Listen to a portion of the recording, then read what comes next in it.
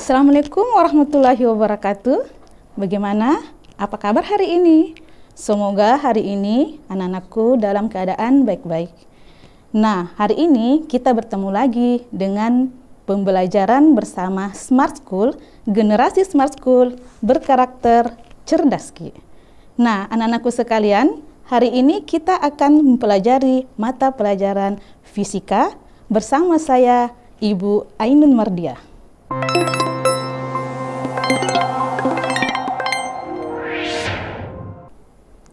Anak-anakku sekalian, sebelum kita memulai pembelajaran hari ini, izinkan Ibu untuk memimpin doa. Jadi, hari ini sebelum kita melakukan kegiatan, baiknya kita perbaiki niat dulu. Untuk itu, silakan berdoa sesuai dengan keyakinan masing-masing. Berdoa, dimulai. Selesai. Nah, sekarang anak-anakku, hari ini kita bahas tentang gaya Lorentz. Kalau pertemuan sebelumnya, kalian sudah membahas atau sudah mengenal materi atau konsep tentang gaya Lorentz. Nah, untuk pertemuan saat ini, kita akan fokus ke soal dan membahas materi dan ikut dengan tentang gaya Lorentz tersebut. Nah, baik, untuk gaya Lorentz, kalian akan mempelajari atau menentukan besaran-besaran yang akan ditentukan melalui konsep gaya Lorentz dalam penyelesaian soal. Jadi anak-anakku hari ini, kalian harus tahu bagaimana cara menentukan besaran-besaran dalam konsep gaya Lorentz melalui penyelesaian soal-soal. Baik anak-anakku sekalian, kita review kembali materi ya. Nah, kemarin kita sudah mempelajari tentang materi gaya Lorentz. Apa sih itu gaya Lorentz? Ingat, gaya Lorentz itu timbul karena adanya kawat yang berarus listrik atau muatan yang bergerak dalam medan magnet.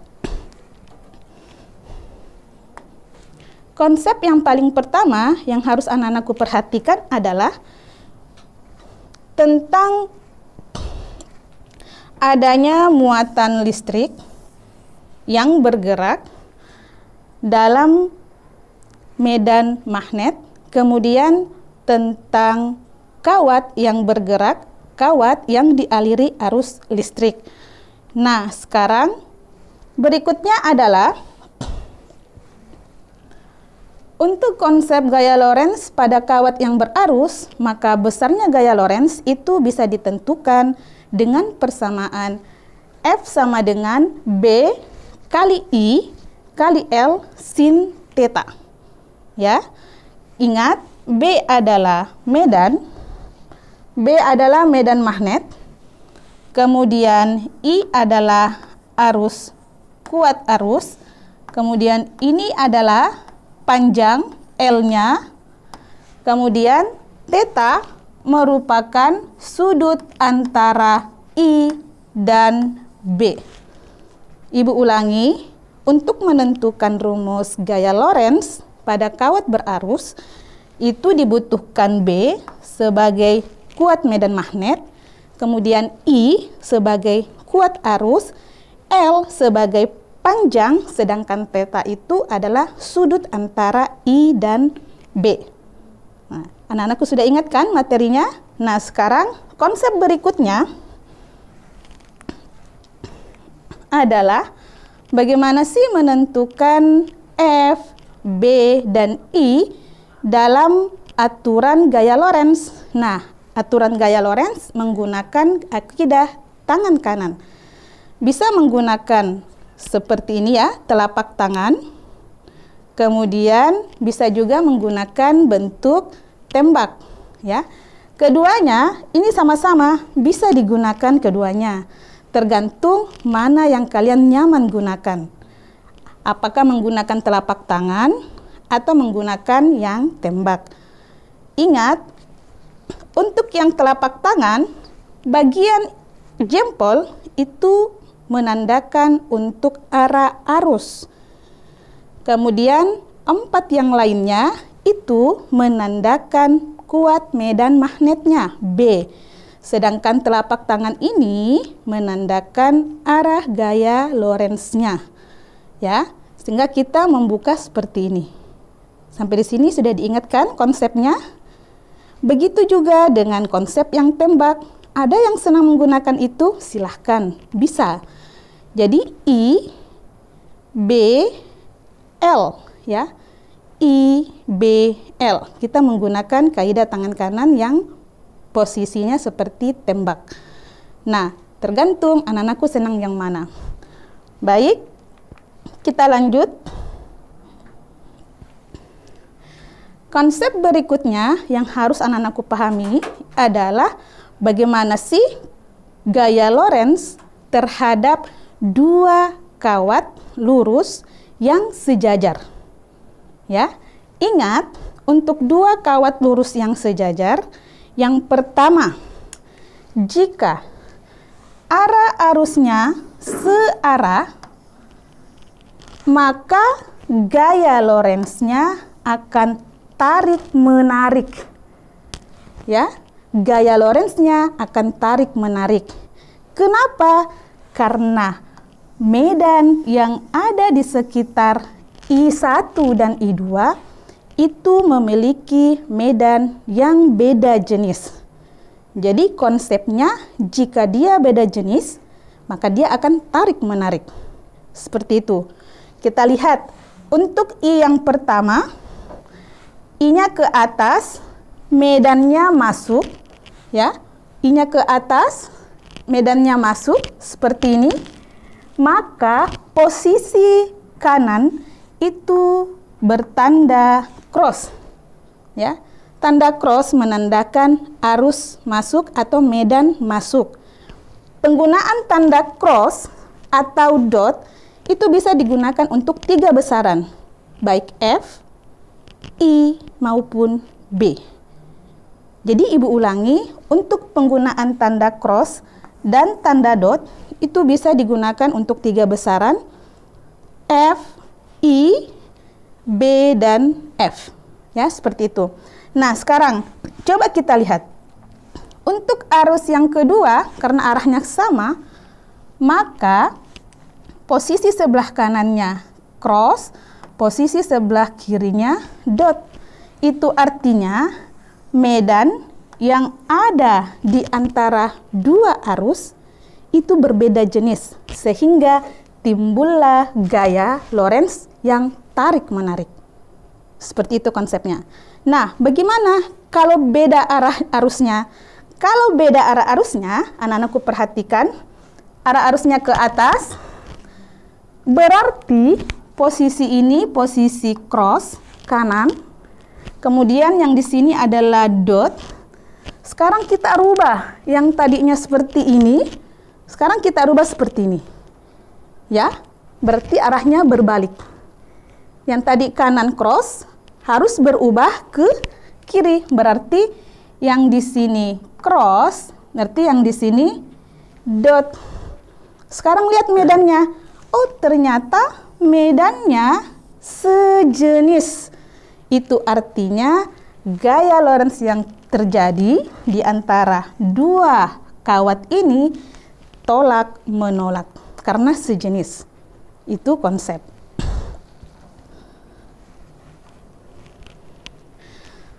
Berikutnya, konsep yang harus anak-anakku perhatikan adalah bagaimana menentukan besar gaya Lorentz untuk dua kawat sejajar. Maka ditentukan dengan rumus mu0 I1 kali I2 per 2 pi A dikali L. Ingat, untuk mu0 pada pertemuan sebelumnya itu sudah ditentukan tetapannya. Ada yang masih ingat berapa tetapannya? Semoga masih ingat. Ya, tetapannya adalah 4pi kali 10 pangkat min 7. Ya, 4pi kali 10 pangkat min 7 Weber per ampere meter. Kemudian I1 adalah kawat pertama, I2 adalah kawat kedua, L adalah panjang kawat. kemudian 2 pi A. A adalah jarak antar kawat. Oke, itu konsepnya. Berikutnya, konsep berikutnya dalam gaya Lorentz adalah untuk muatan yang bergerak. Ingat anak-anakku sekalian, pada saat ada kawat yang dialiri arus listrik, secara bersamaan di dalam kawat itu terjadi gerakan muatan. Ya, gerakan muatan. Maka gaya Lorentz timbul kalau ada muatan yang bergerak. Siapa yang bergerak? Ada 2 muatan, yaitu muatan negatif dan muatan positif. Ya. Bagaimana cara menentukan? Ingat, cara menentukannya tetap menggunakan kaidah tangan kanan.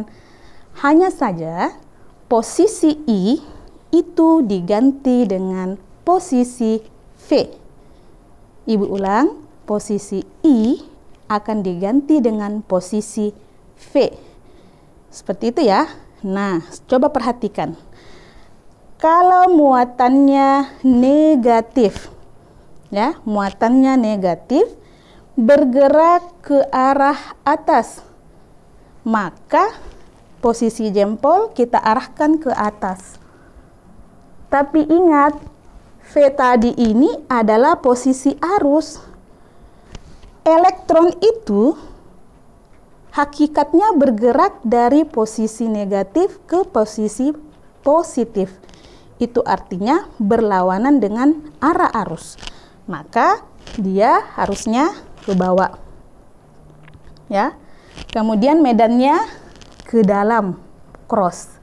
Kemana arah gaya Lorentz-nya? Maka arah gaya Lorentz-nya ke arah kanan. Itu secara konsep. Ya. Berikutnya, untuk yang positif, ya, muatannya yang positif, arah muatannya, kecepatannya kemana? Ke atas. Ya, ingat, kalau muatan positif pasti bergerak menuju ke yang negatif. Itu artinya arah muatan positif itu sama dengan arah arus. Sehingga kita bisa menggunakan seperti ini, tidak dirubah arahnya. Kemudian medannya masuk, ya. Kemudian lihat kemana arah gaya Lorentz-nya. Supaya lebih gampang, tanpa harus membolak-balik jempol kita, maka kalau ibu menggunakan ini.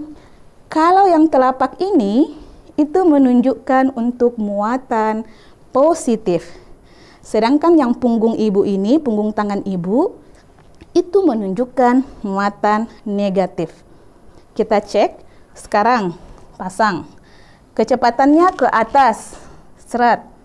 Kemudian medan masuk, ya, medan masuk. Maka kalau menggunakan yang ini, berarti yang ini tadi muatan apa? Muatan positif. Maka untuk muatan positif, maka gaya Lorentz-nya seperti ini. Ya. Coba perhatikan, V masuk, nah, FL gaya Lorentz-nya. Karena kita menggunakan telapak. Sekarang bagaimana dengan yang negatif? Atas, masuk, kita pakai punggung. Ya, berarti punggungnya mengarah ke kanan. Ya, seperti itu. Tanpa kita harus mengubah arah jempol. Nah, selanjutnya untuk menentukan besar gaya Lorentz untuk muatan bergerak, maka kita gunakan rumus F sama dengan B kali Q kali V sin theta. Di mana B adalah medan magnet, Q adalah muatan, dan V adalah kecepatan muatan, dan theta adalah posisi antara V dan B. Sampai di sini konsep untuk gaya Lorentz semoga bisa kembali diingat untuk kita gunakan latihan soal. Baik anak-anakku sekalian, kita mulai dengan latihan soal. Soal yang pertama. Gambarkan arah gaya Lorentz pada gambar-gambar berikut. Di sini ada 1, 2, 3, 4, ada 6 gambar. Kita disuruh menentukan kemana arah gaya Lorentz-nya. Bisa? Sekarang kita lihat. Untuk gambar yang pertama, ya, posisi B tanda cross. Itu artinya B-nya masuk. B masuk. Kemudian kemana arah dari arus? Arah arusnya ke atas. Berarti posisinya seperti ini. Ya, masuk arahnya ke atas, berarti gaya Lorentz-nya ke kiri. Maka kita tulis gaya Lorentz-nya ke kiri. Ya, masuk arah arus ke atas, gaya Lorentz ke kiri. Ya, sampai di sini bisa? Baik, sekarang kita lanjut yang di nomor 2. Yang di nomor 2, arus dot berarti arusnya keluar. Ya, arusnya keluar. Berarti keluar ke arah kalian, pembaca. Ya, keluar, kemudian kemana B-nya? B-nya ke bawah, rubah. Ya, arus keluar, B ke bawah. Berarti kemana arah gaya Lorentz-nya? Ke kanan. Maka FL-nya kanan. Berikutnya, yang 3. I-nya masuk, cross, I-nya masuk. I masuk. Masuk, ya, masuk. Kemudian B-nya ke arah kiri. Berarti B-nya. Ya, B ke arah kiri. Masuk ke arah kiri. Maka gaya Lorentz-nya kemana? Berarti gaya Lorentz-nya ke atas. Kita pasang gaya Lorentz-nya ke atas.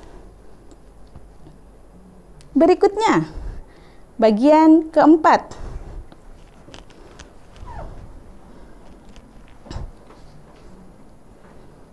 Bagian keempat, B-nya, coba perhatikan B-nya. B-nya keluar, ya. B-nya keluar. B keluar, ya. Dia keluar, tetapi I-nya ke atas, ya. Berarti seperti ini. B-nya keluar, I-nya ke atas. Ya, maka gaya Lorentz-nya kemana? Ke kanan.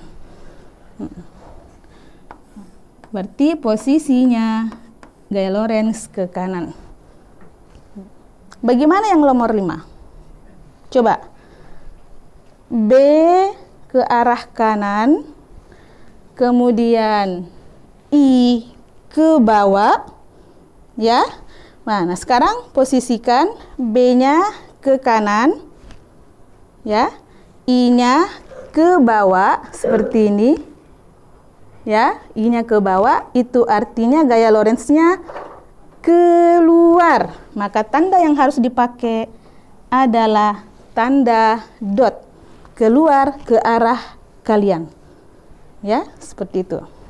Yang terakhir, B-nya ke kiri, ya.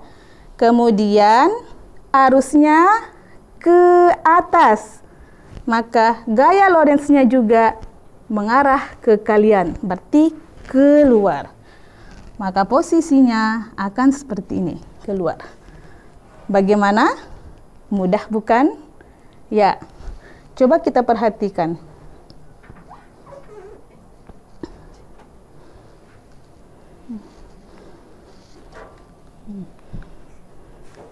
Yang tadi, jadi jawabannya pada saat B-nya masuk, I-nya ke atas, posisinya sama. Kemudian B ke bawah, I-nya masuk, FL-nya ke kanan, dan seterusnya. Oke, sekarang kita lanjut soal nomor 2. Sebuah kawat penghantar dialiri arus listrik sebesar 5 ampere berada dalam medan magnet B sama dengan 0,8 Tesla. Jika panjang penghantar 20 cm, nah tentukan besar dan arah gaya. Tentukan besar dan arah gaya. Oke, kita cek ya. Gambarnya sudah ada ya. Gambarnya sudah ada. Jadi ada kawat berarus listrik, kemudian ada medan yang X ini, berarti ini adalah medannya masuk. Kemudian arah arus ke kanan. Berapa arusnya? Arusnya adalah 5 ampere. Ya. Berarti arusnya 5 ampere. Berikutnya B-nya berapa? B-nya adalah 0,8 Tesla. Panjang kawat berarti L-nya adalah 20 cm. Kalau kita rubah ke meter, berarti senilai dengan 0,2 meter. Ya, berarti ada 3 variabel yang diketahui: arus, medan, dan panjang. Nah, ingat, karena berbicara tentang kawat lurus, berarti konsep atau rumus yang digunakan yang mana? Nah, berarti F sama dengan B dikali I dikali L sin theta. Tetanya berapa? Coba lihat, arusnya ke kanan, kemudian medannya masuk, maka posisi arus dan medan itu membentuk 90 derajat ya.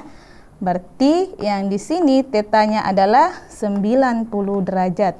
Berapa nilainya sin 90 derajat? Oke, sin 90 derajat nilainya 1. Sehingga kita dapat B-nya 0,8, I-nya 5, L-nya 0,2. Maka hasilnya 5 kali 0,2, 1 kali 0,8, hasilnya adalah 0,8 Newton. Ya, maka besar gaya Lorentz-nya sebesar 0,8 Newton. Kemana arahnya? Sekarang tentukan arahnya berdasarkan gambar. Arus, medan, berarti arahnya kemana? Maka arah gaya Lorentz berarah ke atas. Pasang gambarnya ke atas.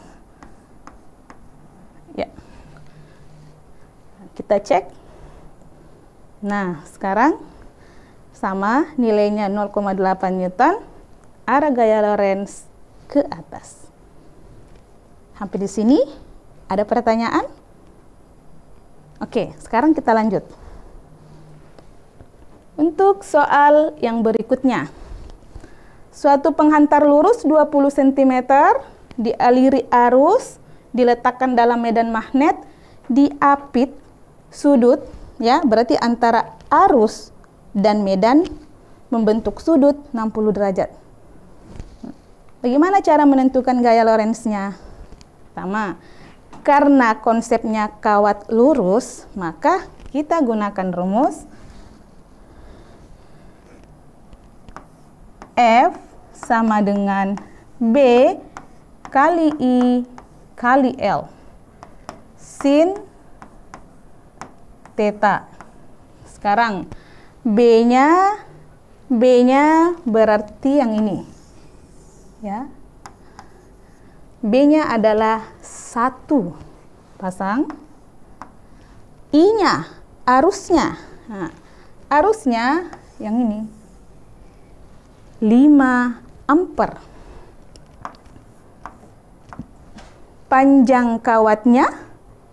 panjang kawatnya yang di sana ya. Panjang kawatnya adalah 20 cm di 0,2 dalam satuan meter. Berikutnya sin. Berapa sudut yang dibentuk? Sudut yang dibentuk antara I dan B itu adalah 60 derajat. Maka kita pasang sin 60 derajat. Oke, sekarang sisa konsep matematikanya. 1 kali 5 kali 0,2 itu artinya nilainya berapa? 1 ya. Sin 60 derajat nilainya berapa?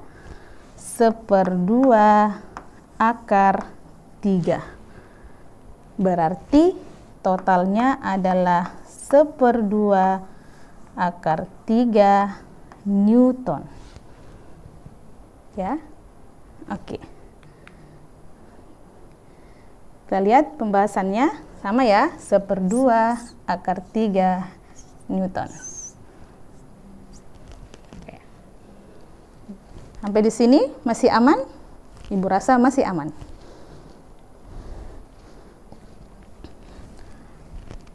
Berikutnya adalah soal yang keempat. Soal yang keempat, 2 buah kawat I1 dan I2. Ada 2 kawatnya, kawat I1 dan I2. Seperti gambar, jarak antara kawat 1 dan kawat 2 itu 10 cm dengan panjang kawat 50 cm. Yang ditanyakan adalah tentukan besar dan arah gaya. Ya, sekarang kita lihat. Di soal sudah ada I-nya. Jadi karena kawat sejajar, maka konsep yang dipakai adalah F sama dengan mu 0 I1 I2 kali L per 2 pi A. Ya. Sekarang mu 0-nya tadi sudah tetapan. Mu 0 itu adalah 4 pi kali 10 pangkat min 7. Arusnya yang pertama adalah 4 ampere. Pasang 4. Arus yang kedua adalah 5 ampere. Maka anakku pasang di sini 5 ampere. Kemudian panjang kawat 50 cm. Itu artinya kalau dalam meter berapa?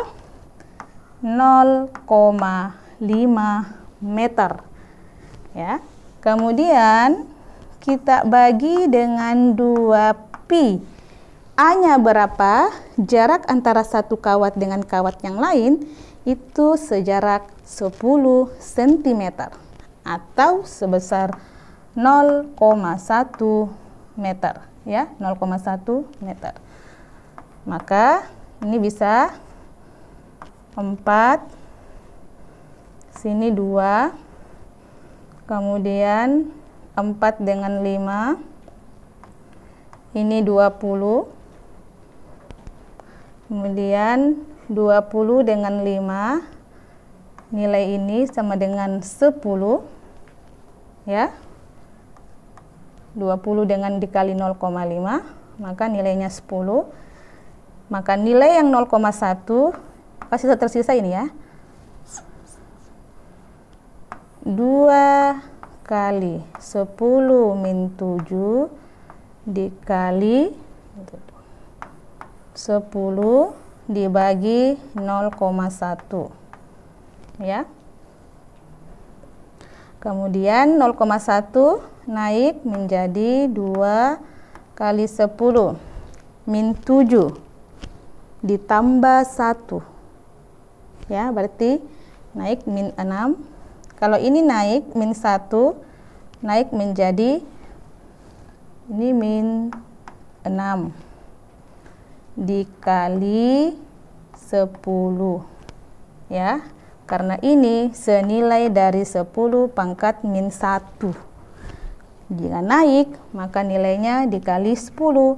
Maka hasilnya adalah 2 kali 10 pangkat min 5 Newton. Oke? Nah, sekarang bagaimana arah gaya Lorentz-nya? Ingat konsepnya tadi, jika arusnya searah, maka gaya Lorentz-nya kenapa? Oke, tarik, menarik. Maka gaya Lorentz-nya adalah tarik, menarik.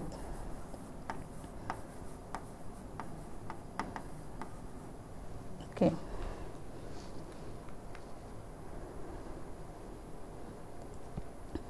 Ya. Sama ya, 2 kali 10 pangkat min 5 hasilnya gaya Lorentz-nya tarik menarik.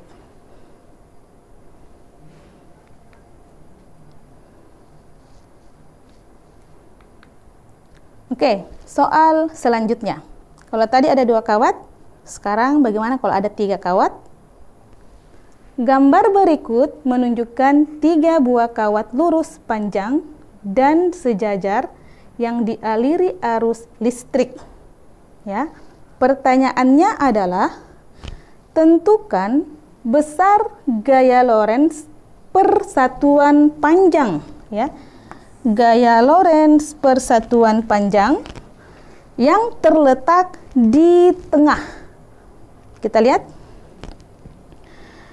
Gambarnya ada ya. Antara I1 I2 jaraknya 4 cm, antara I2 dan I3 jaraknya 6 cm. Tadi sebelum kita melakukan itu, jadi kita tentukan dulu pengaruh gaya Lorentz yang ada pada kawat di tengah. Perhatikan, arah arusnya sama ya, arah arusnya sama.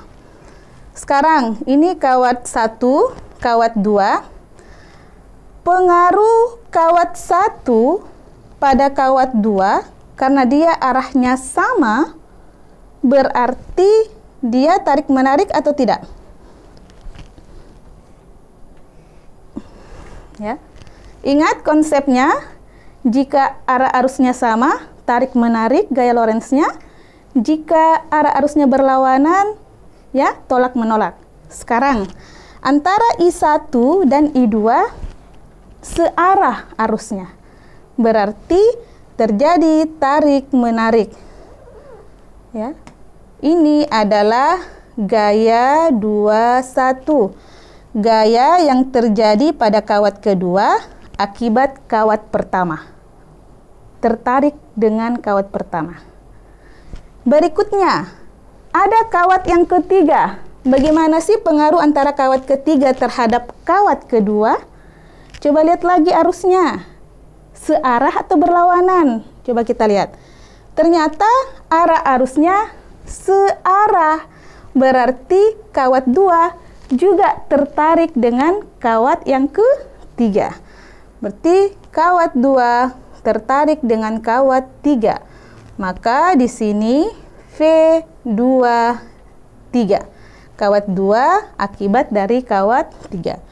Maka ada berapa gaya pada kawat 2? Ada 2 gaya. Ya. Yang pertama adalah F21.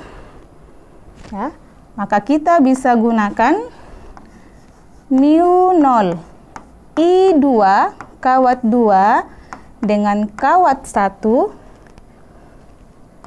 per dikali L 2 pi A. Ingat, yang ditanyakan adalah gaya persatuan panjang. Maka posisi panjang kita pindahkan posisi di bawah. F21 per L sama dengan 4 pi 10 min 7.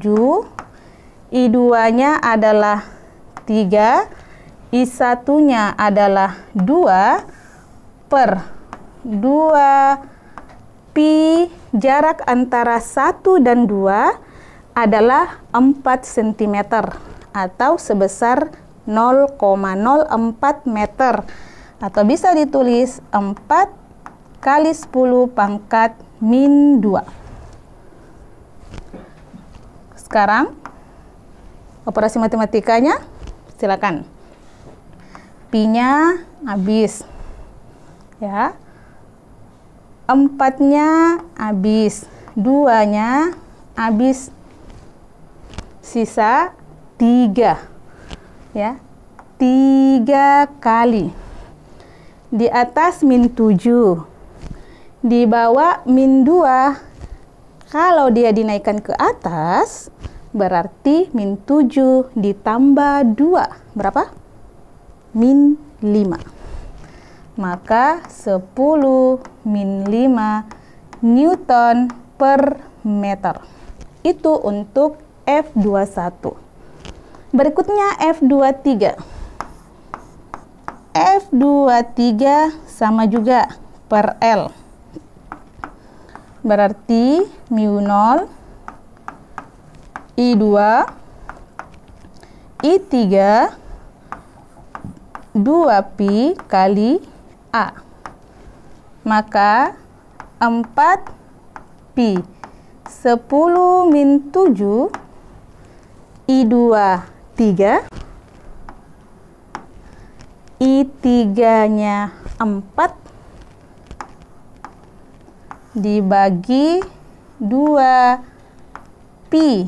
A-nya 6 cm atau 6 kali 10 pangkat min 2. Ya. Pi, ya. Kemudian 2 dengan 4, sisa 2 kali 3, 6. Maka yang sisa berapa? 4. Yang sisa adalah 4 kali 10. Min 7 ditambah 2, hasilnya min 5 Newton per meter. Nah, bagaimana resultannya? Maka resultannya, perhatikan, karena arahnya berbeda, berarti untuk F2, ya, gaya Lorentz pada kawat 2, resultannya dikurangi. Ya, resultannya dikurangi, berarti cari yang besar kurang yang kecil. Maka F23 dikurang F21, hasilnya 4 dikurang 3 kali 10 pangkat min 5, hasilnya adalah 10 pangkat min 5 Newton. Ya, ini per L, ini juga per L, ini per L, Newton per meter. Ya, sampai di sini bisa dipahami? Ya. Anak-anakku bisa lihat nilai akhirnya adalah 1 kali 10 pangkat min 5 Newton per meter. Sama kan? Oke. Soal berikutnya. Masih sama dengan soal yang 3 kawat lurus. Tetapi sekarang posisi pertanyaannya adalah kawat ketiga harus diletakkan di mana dan pada jarak berapa, sehingga yang diinginkan adalah kawat itu tidak dipengaruhi gaya. Ya, seperti itu. Nah, sekarang coba perhatikan. Ada kawat 1 dan kawat 2. Jaraknya 4 cm. Arusnya yang pertama 2 ampere, arus yang kedua 6 ampere. Ada kawat 3, ini harus diposisikan supaya kawat 3 ini berada di posisi F sama dengan 0. Ya, jadi lihat bagaimana konsepnya. Perhatikan. Kita gambar dulu. yang kawat 1, kawat 2. Sekarang posisi supaya F sama dengan 0 yang memungkinkan adalah posisi di mana resultan gayanya itu dikurangkan, bukan ditambah. Ya, sekarang kita coba. Ini adalah posisi, ini kawat 1, kawat 2. Sekarang kita coba. Coba kita pasangkan I3 di posisi sini. Kita posisi sini. Arahnya ke bawah. Sekarang lihat. Antara I3 dan I1, apakah searah arusnya? Tidak, berlawanan arah. Berarti gaya Lorentz-nya yang di sini adalah, kalau dia berlawanan arah berarti dia tolak menolak. Ya, tolak menolak. Berarti F31. Kawat 3 menolak kawat 1 karena arah arusnya berlawanan. Bagaimana akibat kawat kedua? Akibat kawat kedua, ternyata arah arusnya juga berlawanan. Berarti kawat 3 juga menolak kawat 2. Maka posisinya adalah F32. Jadi kalau seperti ini, resultannya ditambah karena arahnya sama. Berarti tidak memungkinkan posisi kawat 3 berada di sebelah kiri kawat 1. Ya.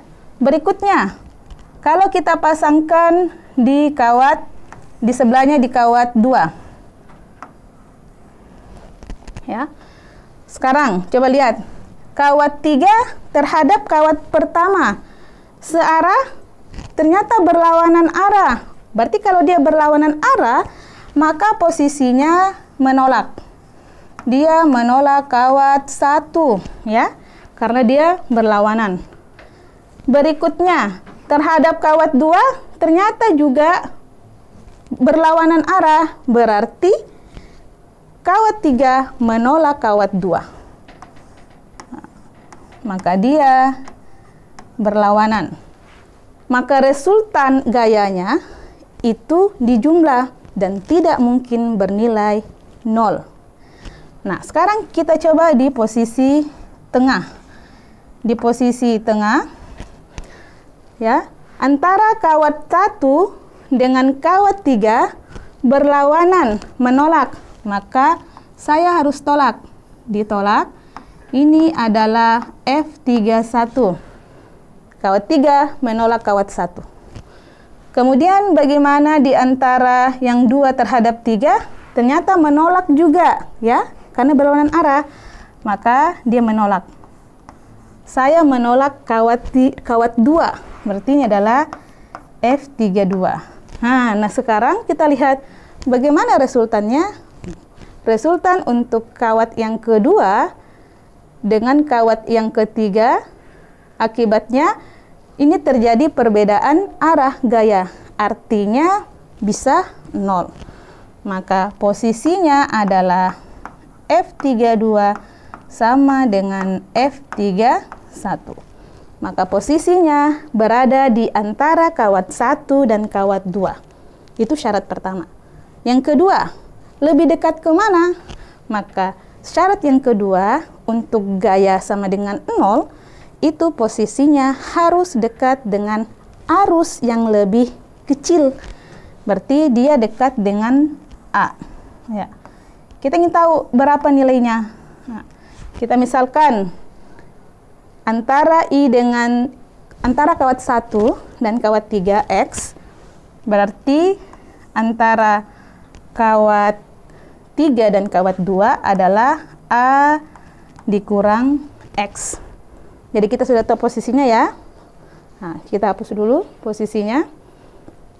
Nah, maka kita dapatkan posisinya adalah ini kawat 1 arahnya ke atas. Ini kawat uji yang ketiga arahnya ke bawah senilai X. Ini kawat yang kedua arahnya ke atas. Jaraknya adalah A kurang X. tapi total jaraknya adalah 4 cm. Maka konsepnya tadi F31 sama dengan F32. Ya, ingat. Jadi kita bisa ambil konsep jika ada arus searah, maka memilih kawat untuk ditempatkan supaya tidak dipengaruhi gaya Lorentz itu harus ditempatkan di antaranya, tetapi lebih dekat ke kawat atau arus yang lebih kecil. Ya, konsep yang pertama. Konsep yang kedua itu artinya kalau dua kawatnya berlawanan arah, maka posisi gaya Lorentz untuk sama dengan 0 itu berada di luar dari kawat tersebut. Ya, tetapi harus dekat dengan nilai arus yang kecil. Seperti itu ya. Maka posisinya seperti ini. Kita lihat μ0, I3, I1, 2pi A, A-nya untuk 3 ke 1 X, kemudian μ0, I3, I2, 2pi, jaraknya adalah A kurang X. μ0-nya lepas, I3 juga 1, 2pi juga sama, maka sisa I1 per X sama dengan I2 per A kurang X. I1 berapa? 2. I2 berapa? 6. A kurang X. Kali silang, 6X sama dengan 2A dikurang 2X. Pindahkan sesama variabel yang ada X-nya, berarti 8X sama dengan 2A. Maka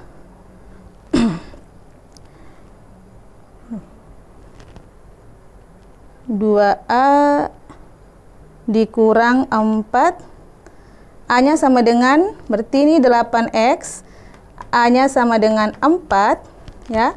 Maka 8X sama dengan 8, maka X sama dengan 1 cm. Ya, itu artinya jarak kawat ketiga terhadap kawat pertama 1 cm, dan berikutnya jarak antara kawat ketiga terhadap kawat kedua berarti 3 cm. Ya. Maka jawabannya adalah